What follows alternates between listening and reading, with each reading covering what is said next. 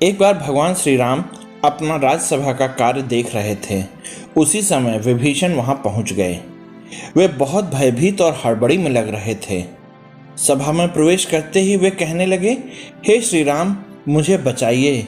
कुंभकर्ण का बेटा मुल्कासुर आफत ढा रहा है। अब लगता है न लंका बचेगी और न मेरा राजपाट।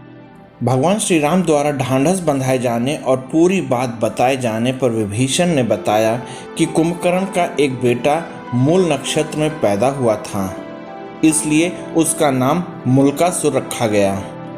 इसे अशुभ जानकर कुंभकर्ण ने जंगल में फिकवा दिया था। जंगल में मधुमक्खियों ने मुल्कासुर को पाल लिया। मुल्कासुर जब बड़ा हुआ तो उसने कठोर तपस्या करके ब्रह्मा जी को प्रसन्न कर लिया। अब उनके दिए वर और बल के घमंड में भयानक उत्पात मचा रखा है। जब जंगल में उसे पता चला कि आपने उसके खानदान का सफाया कर लंका जीत ली और राजपाट मुझे सौंप दिया है, तो वह बहुत भन्नाया हुआ है। भगवान, आपने जिस दिन मुझे राजपाट सौंपा उसके कुछ दिन बाद ही उसने पाताल वासियों के साथ लंका पहुंचकर मुझ पर धावा बोल दिया।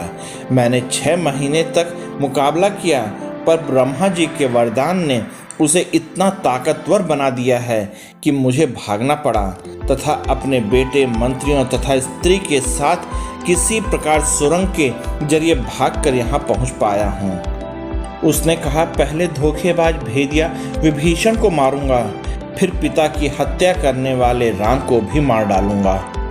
वह आपके पास आता ही होगा। समय कम है, लंका और अयोध्या दोनों खतरे में हैं। जो उचित समझिए तुरंत कीजिए। भक्त की पुकार सुन श्री राम जी हनुमान तथा लक्ष्मण सहित सेना को तैयार कर पुष्पक विमान पर चढ़ झट लंका की ओर चल पड़े। मुल्कासुर को श्री रामचंद्र जी के आने की बात मालूम हुई। वह भी सेना लेकर लड़ने के लिए लंका के बाहर आ डटा।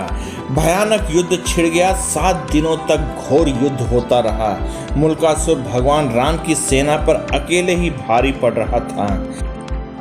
अयोध्या से सुमंत आदि सभी मंत्री भी आ पहुंचे। हनुमान जी संजीवनी लाकर वानरों, भालुओं और मानुषी सेना को जिलाते जा रहे थे, पर सब कुछ होते हुए भी युद्ध का नतीजा उनके पक्ष में जाता नहीं दिख रहा था। भगवान भी चिंता में थे। विभीषण ने बताया, इस समय मुल्कासुर तंत्र साधना करने गुप्त गुफा में गया हुआ है। उसी समय ब्रह्मा जी वहां आ गए और भगवान से कहने लगे, रघुनंदन, इसे तो मैंने स्त्री के हाथों मरने का वरदान दिया है। आपका प्रयास बेकार ही जाएगा। श्री राम, इससे संबंधित एक बात और है, उसे भी जान लेना फायदेमंद हो सकता है। जब इसके भाई बिरादर लंका युद्ध में मारे जा चुके तो एक दिन इसने मुनियों के बीच दुखी होकर कहा, चंडी सीता के कारण मेरा समूचा कुल नष्ट हुआ है। इस पर एक मुनि ने नाराज होकर उसे श्राप दे दिया, दुष्ट, तूने जिसे चंडी कहा है वही सीता तेरी जान लेगी। मुनि को इतना कहना था कि वह उसे खा गया।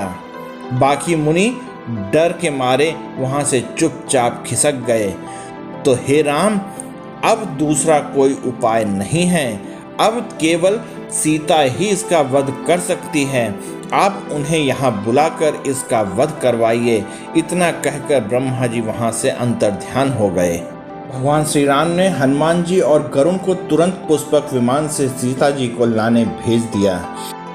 इधर सीता जी देवी देवताओं की मनौती मनाती, तुलसी, शिव प्रतिमा, पीपल आदि के फेरे लगवाती, जप करती, दुर्गा जी की पूजा करती कि विजयी श्री राम घर लौटें।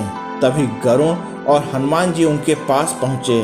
पति के संदेश को सुनकर सीता जी तुरंत चल दी। भगवान श्री राम ने उन्हें मुल्कासुर के बारे में सारा कुछ बता दिया। फिर तो भगवती सीता को गुस्सा आ गया। उनके शरीर से एक दूसरी तामसी शक्ति निकल पड़ी, जो उसका स्वर बड़ा भयानक था। यह छाया सीता चंडी के वेश में लंका की ओर बढ़ चली। इधर श्री राम ने वानर सेना को इशारा किया कि मुल्कासुर जो तांत्रिक क्रियाएं कर रहा है उसको उसकी गुप्त गुफा में जाकर तहस नहस करें।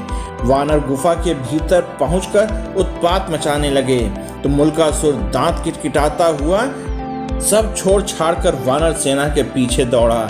हड़बड़ी में उसका मुकुट गिर पड़ा, फिर भी वह भागता हुआ युद्ध के मैदान में आ गया।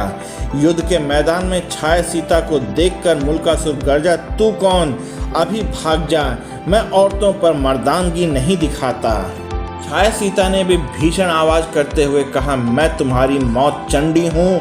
तूने मेरा पक्ष लेने वाले मुनियों और ब्राह्मणों को खा डाला था, अब मैं तुम्हें मारकर उसका बदला चुकाऊंगी। इतना कहकर छाया सीता ने मुल्कासुर पर 5 बाण चलाए। मुल्कासुर ने भी जवाब में 5 बाण चलाए।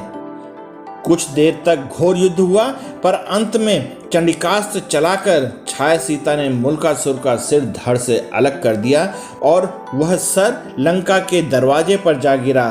राक्षस हाहाकार करते हुए इधर उधर भाग खड़े हुए। छाया सीता लौटकर सीता के शरीर में प्रवेश कर गईं।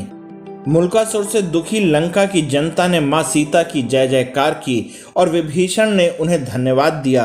कुछ दिनों तक लंका में रहकर श्री राम सीता सहित पुष्पक विमान से अयोध्या वापस लौट आए। अगर आप लोगों को यह कहानी पसंद आई तो कृपया लाइक, शेयर और सब्सक्राइब कीजिएगा। धन्यवाद दोस्तों। जय हिंद।